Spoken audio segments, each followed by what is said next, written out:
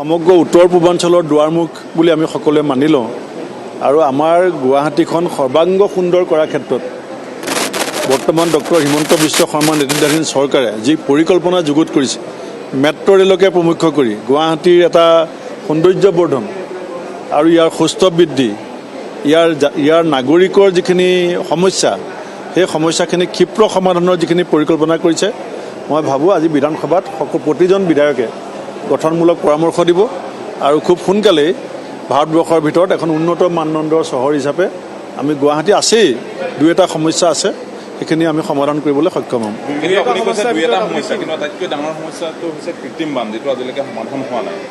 নিশ্চিতভাৱে কৃত্ৰিম বানৰ সমস্যাটোতো আমি চবেই ভুক্তভোগী আৰু এইটো অকল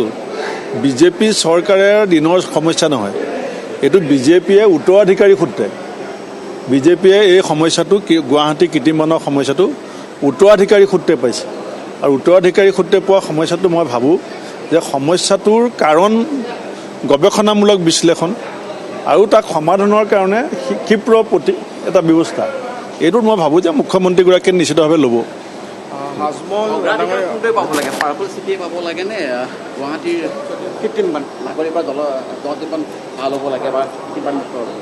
সমগ্ৰ গুৱাহাটীখনৰ সামগ্ৰিক বিকাশৰ বিষয়টো যেতিয়া আহিব তাত সমস্যা সমাধানৰ বিষয়টো সমান্তৰালভাৱে থাকিব।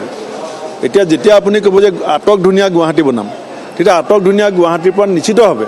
আমি কৃত্ৰিম বানপানীৰ সমস্যা নাইকিয়া কৰিবলৈ চেষ্টা কৰিব লাগিব আৰু 100% সফল হ'ব বুলি ভৌগোলিক কাৰণত মোৰ মনে নধৰে। 100% কিন্তু আমি নিৰাময় কৰিব